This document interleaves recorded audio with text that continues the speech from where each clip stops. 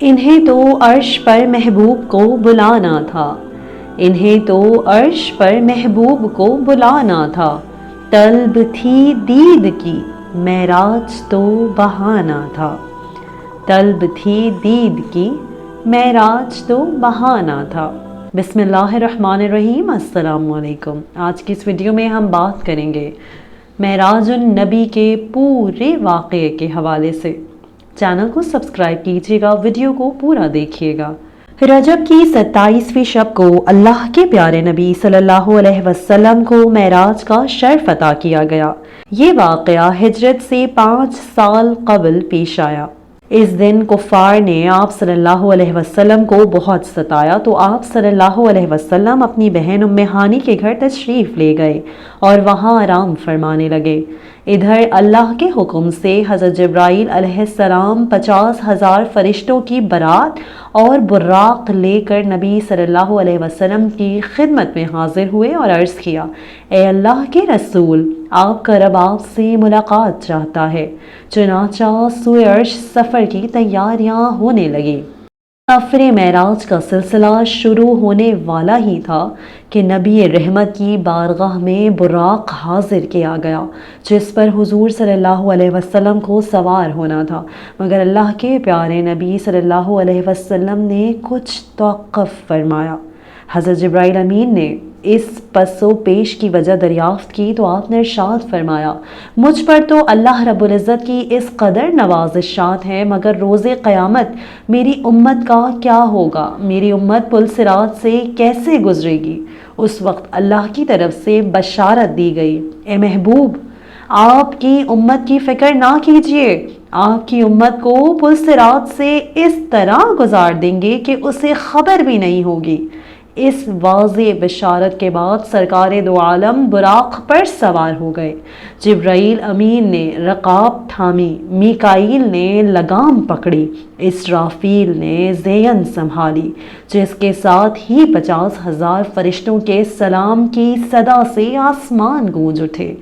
حدیث میں آیا ہے، براق کی تیز رفتاری کا یہ عالم تھا کہ جہاں تک نظر کی حد تھی وہاں وہ قدم رکھتا تھا۔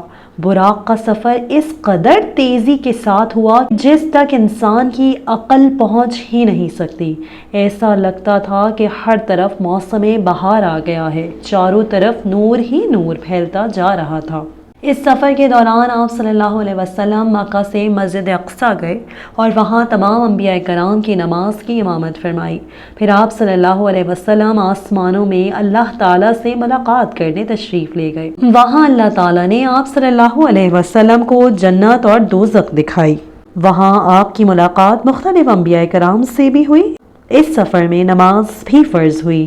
سفر معراج کے پہلے مرحلے کی بات کرتے ہیں کہ سفر معراج کے پہلے مرحلے پر سفر جاری تھا کہ حضور صلی اللہ علیہ وسلم کا گزر حضرت موسیٰ علیہ السلام کی قبر انوار کے قریب سے ہوا۔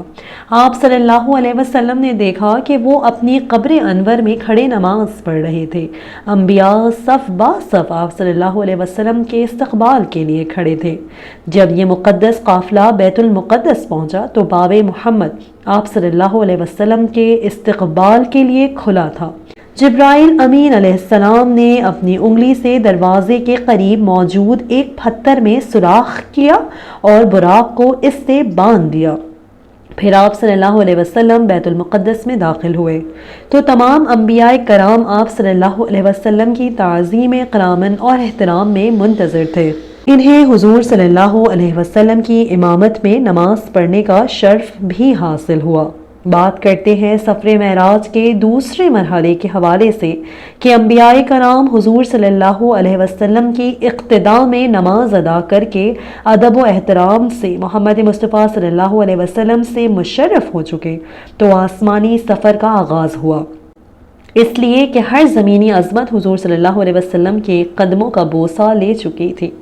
پہلے آسمان پر پہنچ کر آسمان کے دروازے پر دستک دی گئی۔ بواب پہلے سے منتظر تھا۔ آواز آئی، کون ہے؟ جبرائیل امین نے جواب دیا میں جبرائیل ہوں۔ آواز آئی آپ کے ساتھ کون ہے؟ جواب دیا یہ محمد ہے۔ آج کی رات انہیں آسمانوں پر پذیرائی بخشی جائے گی۔ آسمان کا دروازہ کھل گیا اور پوچھنے والے نے حضور صلی اللہ علیہ وسلم کی بارگاہ میں سلام عرض کرنے کی سعادت حاصل کی۔ مرحبا یا سیدی یا مرشدی مرحبا۔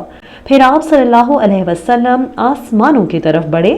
رحمت عالم صلی اللہ علیہ وسلم کی ملاقات حضرت آدم علیہ السلام سے ہوئی۔ انہیں بتایا گیا کہ یہ آپ کے جلیل القدر فرزند ہیں، ختم المرسلین ہے، یہی حضرت مصطفیٰ صلی اللہ علیہ وسلم ہے۔ آقائے دو جہاں صلی اللہ علیہ وسلم نے دادا جان کہہ کر آدم علیہ السلام کی بارگاہ میں سلام ارشاد فرمایا۔ حضرت آدم علیہ السلام نے سلام کا جواب بھی عرض کیا اور اپنے عظیم فرزند کو دعاؤں سے بھی نوازا۔ اس کے بعد مہمان عرش حضور صلی اللہ علیہ وسلم کو دوسرے آسمانوں کی طرف اٹھایا گیا۔ یہاں حضور صلی اللہ علیہ وسلم کی حضرت عیسیٰ علیہ السلام اور یحییٰ علیہ السلام سے ملاقات ہوئی۔